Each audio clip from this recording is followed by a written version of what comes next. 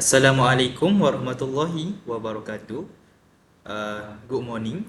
We are from Group 6. Today, we're going to discuss an issue or topics about government school versus private school.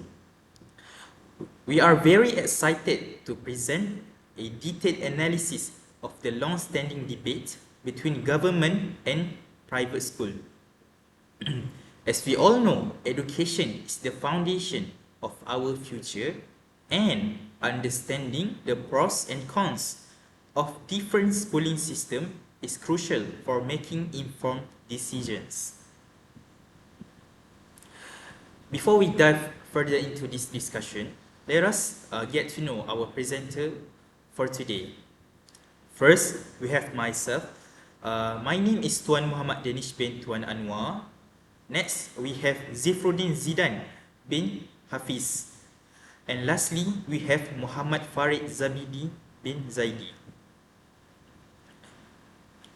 In this presentation, we'll be looking at how private and government schools differ in areas such as funding, curriculum, class sizes, facilities, and overall student experience. Each type of school offers unique advantages and face its own challenge. Our goal is to gain a clear understanding of these differences to help inform better decisions for students and their family.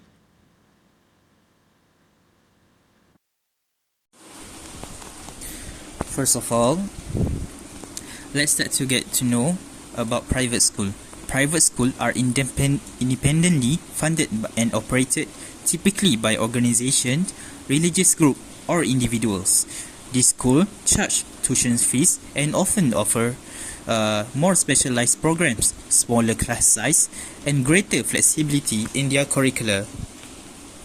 Private schools are often perceived as providing a more personalized educational experience with access to advanced resources, extracurricular activities, and a focus on academic excellence. Here are an image of private school in Malaysia that was located in Kelang. Next, we'll start by looking at the government school. Government school, often referred to as public school, are funded and managed by the government and are designed to provide free or affordable education to all children, regardless of their background or socio-economic status. These institutions are often seen as a tool for promoting social equality and inclusivity, offering a standardized curriculum aimed at serving a wide range of students. Here are some images of public school in Malaysia. Okay, now, without further ado, let's dive into it. First, we have the quality of education.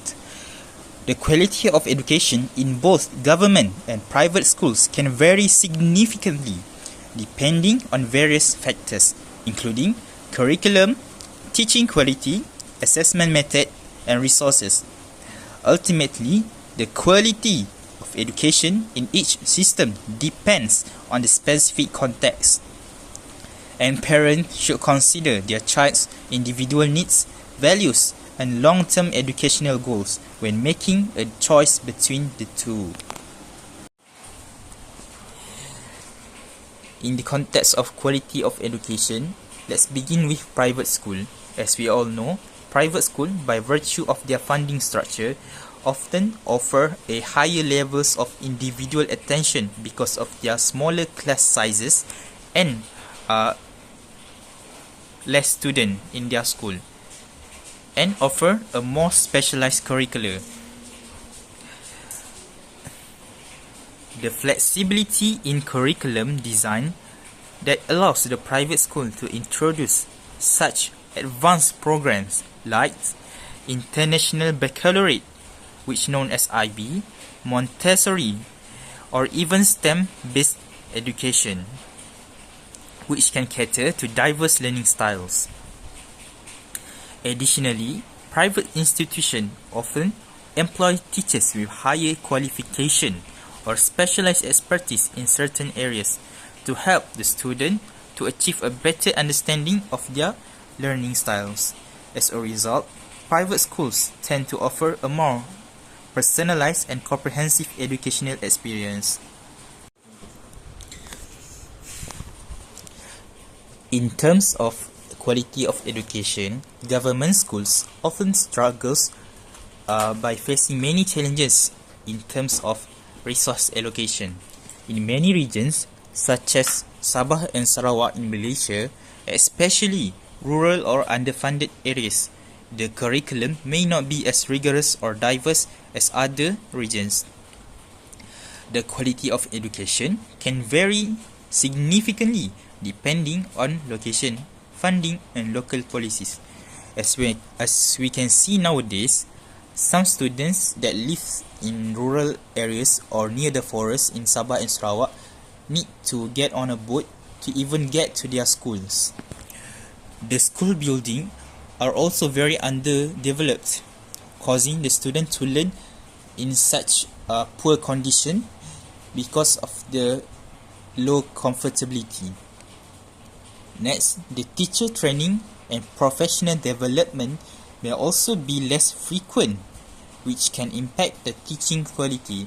As I said before, government are struggling with the resource allocation. This also includes some teachers that are living in the rural areas because they need to prepare some teaching materials that are hard to get because of the poor internet network and very far away stall and shops. This will affect the students' learning quality.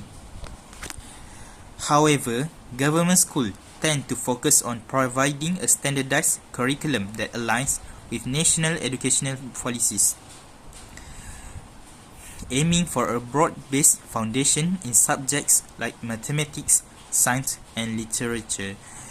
Even after all that, the government still are working to make sure all the students in Malaysia to get a proper education to ensure them getting a chance to succeed in the future. Thank you.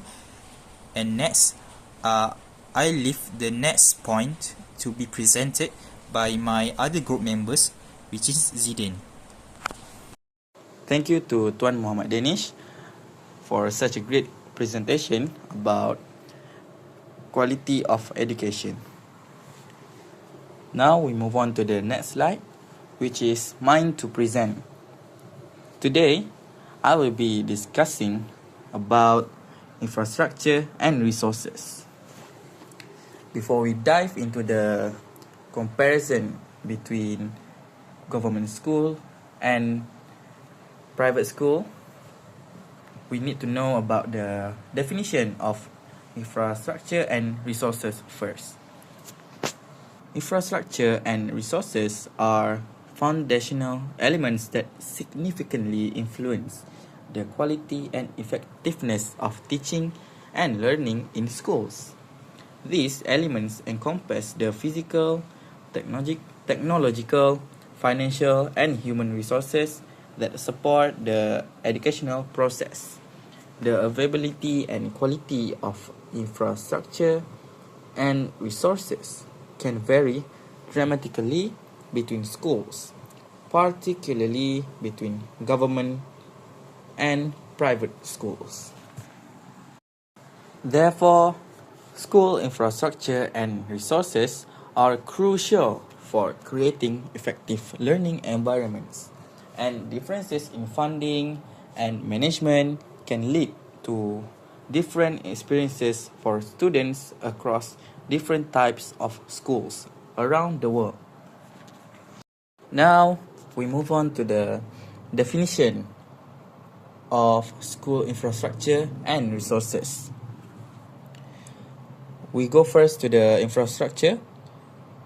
Infrastructure means foundational, physical, and organizational structures necessary for a school to operate effectively and provide a conducive learning environment. Well-designed school infrastructure plays a crucial role in creating a conducive environment for students and even for the teachers. Next is the resources. Resources means financial assets, material, tools, and personnel that schools utilize to support and enhance the learning experience for students. These resources are very important so that the school can maintain the infrastructure and even upgrade it to keep up with the advanced technology. Next, we move on to the example of infrastructure and resources. There are a few examples that I want to highlight about infrastructure, which is building and classrooms. Building and classrooms are structures and spaces where teaching and learning take place, like classroom, administrative office, and multi-purpose hall. Then there is sport and recreation facilities, which mean spaces like gymnasium, sport field, playground, and court for physical education and extracurricular activities. Then the last example is technology infrastructure, which include digital facilities that enhance learning and teaching methods, such as computers, projectors, internet access, and educational software. Next, we move on to the example of resources. The first one is educational materials. Materials used for educational purpose like textbook, teaching aids, and learning software are included in educational materials. Then there is financial resources, which include budget. That means the fund that allocated for school for running operations and purchasing materials and donation, which works as extra financial support for the school. The last example is extracurricular resources, which include sport equipment like balls, bat, and uniforms, art supplies such as paint, clay, and drawing tools for creative activities, and even some music instrument like piano, guitar, and drum. We move on to the last segment, which is comparison of infrastructure and resources. In this comparison, we will compare the government school, private school in three aspects, which are funding and financial resources, facilities, and extracurricular and specialized programs. We're looking to the funding and financial resources of government school, which is they are funded by government budgets, which can vary based on region and economic conditions. Thus, their budget can sometimes be limited and causes government school to face constraints in maintaining their facilities and resources. But there is still some schools in cities that may be funded more than rural schools. Meanwhile, the private school funded through tuition fees, donations, and endowments, allowing for greater financial resources. This funding model enables private schools to invest heavily in infrastructure, advanced technology, and additional educational resources. This leads to better educational experience for students and teachers. We move on to the next aspect, which is facilities. Government school facilities typically have more standardized facilities, but they still can be widely vary based on region. Some may have limited access to modernized classrooms, specialized lab, newest equipment, or advanced educational software. Meanwhile, the private school facilities are newer and more specialized, such as science labs, sport complex, art studios, and music room. They also prioritize smaller class sizes, resulting in more spacious classrooms and personalized attention. This leads for more conducive environment for students to interact and focus on their studies. The last aspect is extracurricular and specialized programs. Many government or public schools provide extracurricular options, but it may be more limited due to budget and space constraints. Advanced or specialized programs are less common in government schools and are often concentrated in selective public schools. While on the other side, private school with greater financial resources, they often offer a wider range of extracurricular activities such as sports teams, music programs, and even international exchange opportunities. Specialized programs such as advanced placement course is also more common in private school. Thank you, Zidane. Now, let's move on to classroom environment and discipline. Classroom environment and discipline are also important factors that contribute to students' overall educational experience. The classroom environment and discipline play foundational roles in shaping the educational experience. They create a space where students can focus, feel safe, and are encouraged to participate actively. When students feel that their classroom is a safe and respectful space, they are more likely to participate, ask questions, and develop a deeper understanding of the material. In government schools, particularly those in low-income or overcrowded areas, maintaining a structured and disciplined environment can be challenging. Overcrowded classrooms and limited resources make it harder for teachers to manage disruptions and provide individualized attention to students. This may sometimes lead to a less controlled environment where addressing behavioral issues becomes more difficult. However, many dedicated teachers and administrators work hard to create a positive, inclusive spaces despite these obstacles, emphasizing social learning and community engagement. Well-managed public schools often adopt strategies to encourage mutual respect, empathy, and collaboration among students, fostering a sense of community that can positively impact behavior and discipline.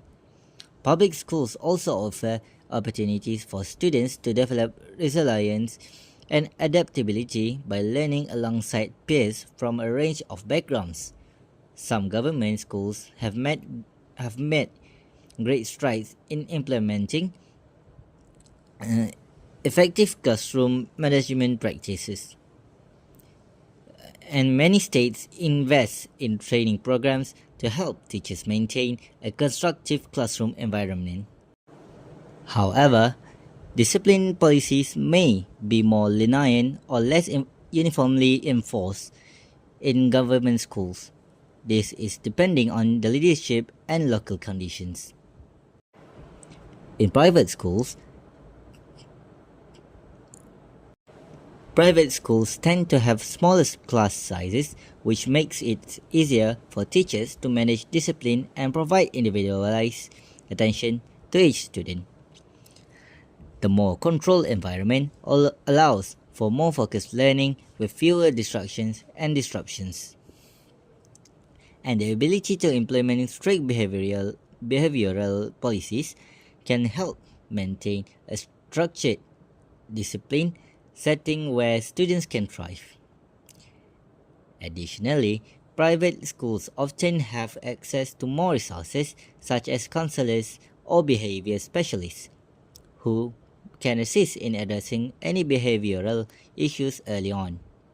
These resources allow for a proactive approach to discipline, focusing not only on consequences but also on personal development and positive reinforcement. In many private schools, students are also expected to follow a strict code of conduct, which creates a culture of accountability. This can foster a strong sense of responsibility, respect, and motivation among students. However, some argue that strict discipline policies in private schools may sometimes be too rigid, potentially placing undue pressure on students. Nevertheless, for families seeking a highly structured and well regulated learning environment, private schools can offer an appealing option. Moreover, private schools generally have stricter, more clearly defined disciplinary policies. They may also have specialized staff, such as counselors or discipline coordinators, who help maintain order and implement behavioral systems like rewards and punishments. That's all from me. That's all from me. Now let's move on to next presenter, which is my friend Danish. Thank you, Farid, for stating your opinion just now. I really agree with your statement. Next, I would like to talk about the curricular flexibility and pedagogical approach. Curricular flexibility refers to the ability of educational institutions, particularly private schools, to adapt and customize their curricula to better meet the specific needs, interests, and learning styles of their students.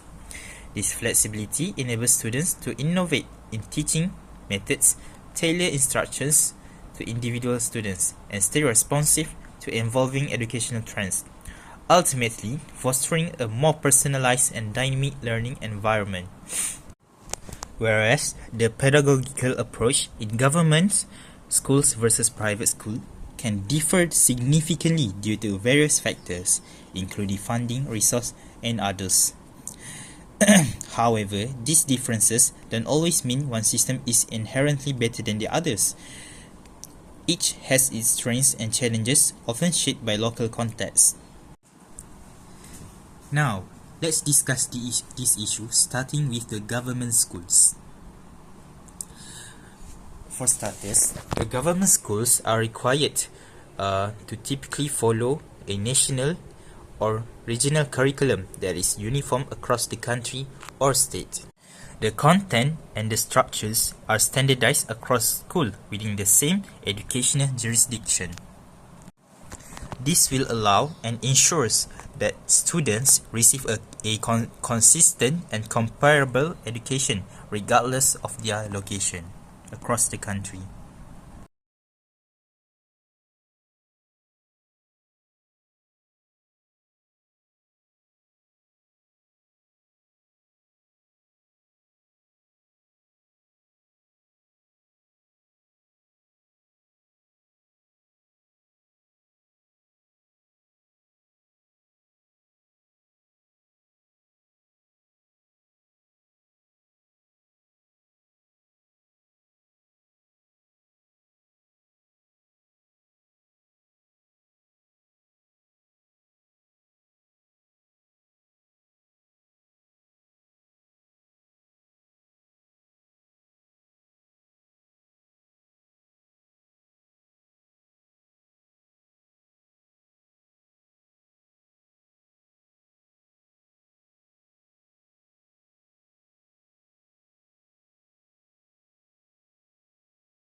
Moving on, unlike government school, private school have a variation and specialized curricular options.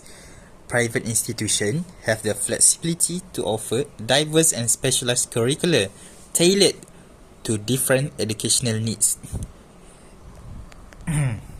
This may include advanced programs such as the International Baccalaureate, Montessori, or even STEM-based educations. Not only that, private schools practice an alternative teaching methodologies like PBL, or known as project-based learning. The students will engage in hands-on projects that integrate multiple subjects, helping them apply knowledge to real world. They also have experiential learning, where they will emphasize learning through direct experience, allowing students to understand concepts by actively participating in activities, field trips, and real-life experiences. This help them to experience a real-life situation where they need to apply their knowledge on certain situations.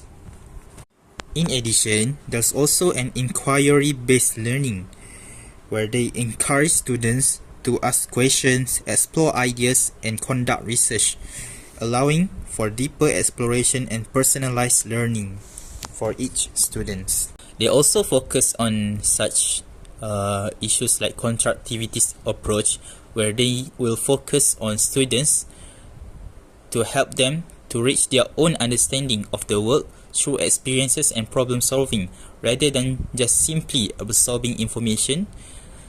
Like in public schools, we can see that the teachers tends to teach their students to just memorize all the information in the textbooks. Private institution also adapting to the student needs and interests. The flexibility of the curriculums allows private schools to cater to a wider variety of learning styles, interests, and academic abilities. Teachers have more freedom to customize lessons and educational experiences based on individual or group needs. This will allow the teachers to evaluate the students' learning styles and choose the most suitable one for them. And lastly, we have the responsiveness to contemporary educational trends. Private schools are often more agile in adopting a new educational trends, integrating innovative teaching methods and the latest technology to stay relevant to current and future educational demands. The ability to quickly implement change allows private schools to offer cutting-edge educational experiences that aligns with modern learning theories and the evolving job market. That's all from me. We will move on to our next presenter, which is my friend Zidane. Thank you, Tun Muhammad Danish, for great presentation. Now I move on to my presentation, which is teacher quality and curriculum. Two of the most critical elements in determining the effectiveness of an education system are teacher quality and curriculum. Both play significant roles in shaping student outcomes and influencing the overall quality of education. Understanding how each of these components functions and how they interact with each other is key to improving educational standards and ensuring that students are equipped with skills and knowledge needed for success in the 21st century. Next, we move on to the definition. Teacher quality means the attribute, skills, knowledge, and behaviors of a teacher that contribute to student learning and development. High quality teacher should encompasses various dimensions such as subject knowledge, pedagogical skills, and communication skills. Then we move on to the curriculum definition, which means the structured plan or framework used to guide what is taught in a school or educational program.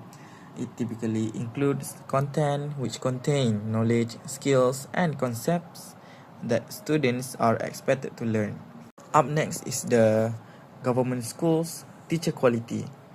There have been 3 points, which is teacher-student interaction, resources constraint, and job satisfaction.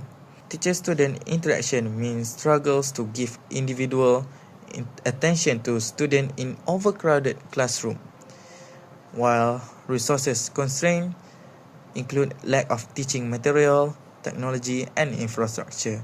And the last one, job satisfaction, means low salaries discourage highly qualified individuals from entering or staying in teaching profession.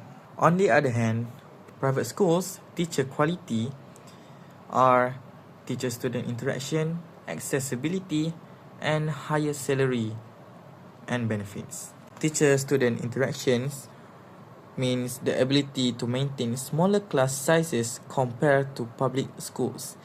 This leads to better communication between teacher and their students while the teacher is teaching the lesson.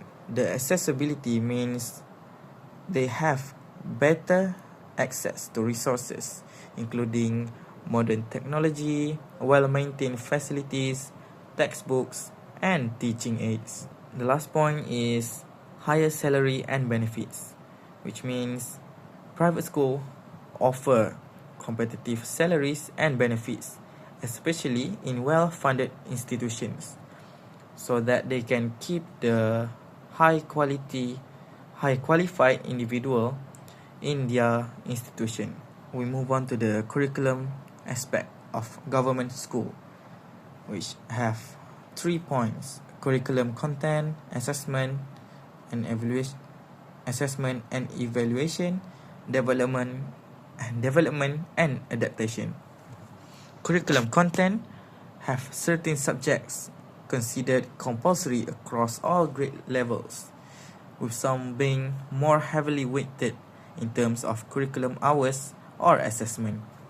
While the assessment, government school curricula often include standardized assessments to measure student achievement, while development means how frequent review and revise have been made to make the curriculum stay relevant with changing educational needs, societal developments, and technological advancements. On the other hand, private schools' curriculum are design and structure, assessment and evaluation, and curricular innovation. Design and structure include create or modify curricula based on their educational philosophy, values, and the specific needs of their student population. Meanwhile, the evaluation have more flexibility in how they assess students, as assessments may include traditional tests and quizzes. The last one is curricular innovations, which means they use creative and effective methods to educate students, such as Montessori education, Waldorf education, and religious education. Next, I'll leave the presentation to Muhammad Farid. Thank you, Zidan, for the brief explanation on teacher quality and curriculum. Let's now move on to socio-economic considerations that play a role in the decision-making process for families. Socio-economic consideration of schools are the ways in which the economic and social contexts of students, families, and communities influence the quality, access, and equity of education. Socio-economic factors impact all aspects of education, including funding, resources, curriculum, teacher quality, student performance, and school culture. For government schools, accessibility is one of their strongest points. They are either free or have very low fees, making them the primary option for families with limited financial resources. Government schools are designed to serve children from a wide range of socio-economic backgrounds, which supports social equity and inclusivity between the students. For many families, the affordability and availability of government schools provide an essential opportunity for education that might not otherwise be possible. Government schools also play a crucial role in fostering community connections and diversity. Students from different backgrounds can learn together, which promotes social understanding and collaboration, which is an important skill in today's diverse society. However, the perception that public education is of lower quality in some areas can limit its appeal. Concerns often include larger class sizes, fewer resources, and sometimes outdated facilities. This perception can lead families, if they have the financial means, to seek alternatives like private or charter schools. Private schools, on the other hand, come with a significant cost, which is their tuition fees, along with additional expenses for extracurricular activities, uniforms, and materials, which can be prohibitive for many families. This financial commitment can sometimes place a burden on families, but many parents see it as an investment in their child's future. Private schools are often perceived as offering a higher quality of education, which, with smaller class sizes, more resources, and specialized programs in areas such as STEM, arts, or sports. Many families believe that private education could lead to better college admission prospects or open doors to more career opportunities down the line. However, there is also a trade-off, as private schools tend to attract more homogeneous student body, often based on socio-economic status, which can limit diversity in the classroom. This homogeneity may affect students' exposure to a range of perspectives and life experiences, which are also valuable parts of learning. For some, this exclusivity could reinforce social divides, as children from different socioeconomic backgrounds may have fewer opportunities to interact and learn from each other. Thank you, Farid, for a great explanation just now. Next, I'll move on to the end of our topic for today, which is parental involvement and community. Parental involvement and community engagement play a crucial role in enhancing the educational experience of students by fostering a supportive, collaborative environment that extends beyond the classroom. Together, parental and community involvement help create a well-rounded, nurturing educational ecosystem that supports academic success and social-emotional development. Let's begin with the government school. Parental involvement in government schools varies widely, depending largely on the school's locations and the socio-economic status of its community. While some public schools foster strong partnerships with parents, others, particularly in lower income areas, may struggle to engage with the families. Nonetheless, government schools are an essential part of the local community and often offer service and resources aimed at fostering inclusivity. Next, we have the private school. Private schools generally benefit from high level of parental involvement, given that families who choose private education often have the financial means and motivation to be actively engaged in their children's education. For example, we can see that most of the peoples that send their children to private school have a very high incomes because they want to provide the best for their children and to be there to support their children's growth. Private institutions frequently provide opportunities for parents to collaborate with the teachers, participate in the school events, and influence the school development, creating a strong sense of community.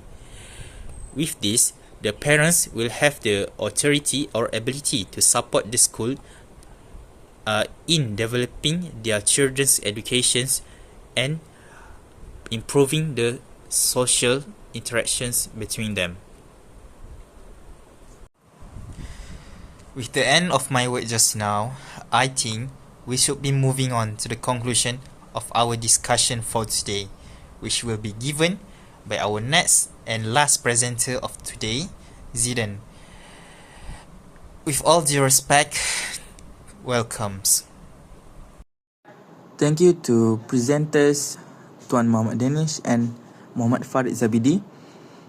Now, we have almost reached our end of presentations, so I will be presenting the conclusion for our topic today.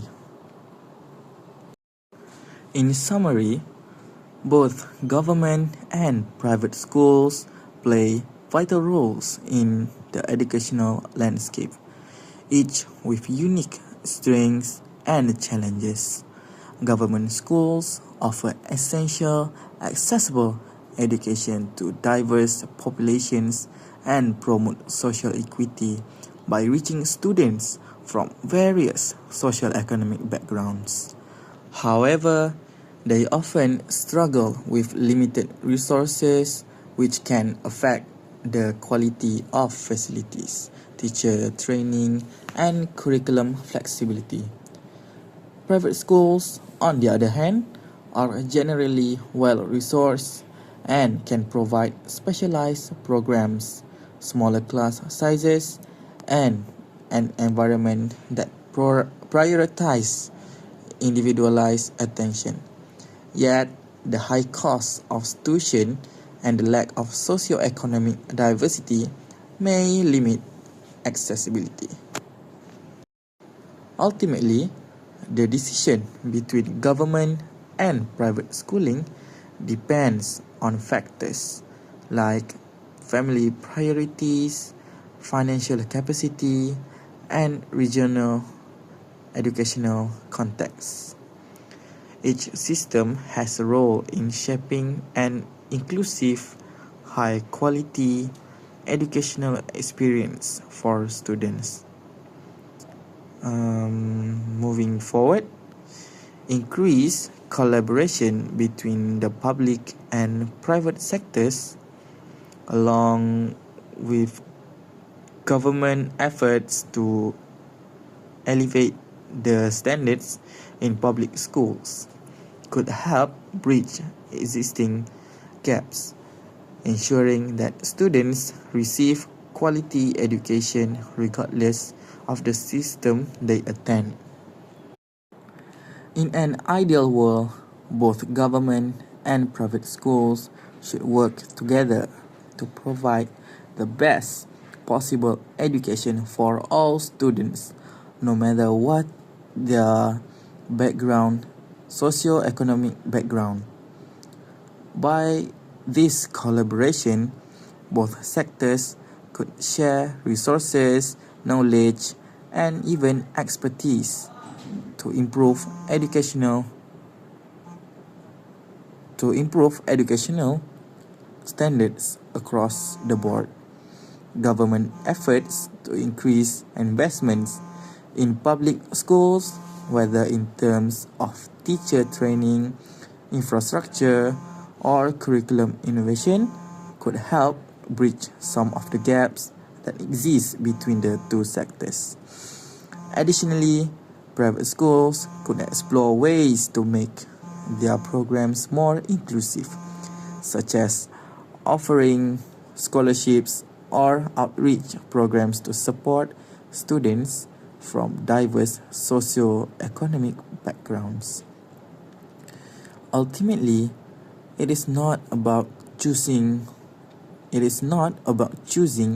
one system over the other, but about ensuring that every child, regardless of their background, has access to high quality that prepares them for the challenges of the future. I think we have reached the end of our discussion about the topics today. I am Zifruddin Zidan bin Hafiz. We'll now end our discussion today. Thank you.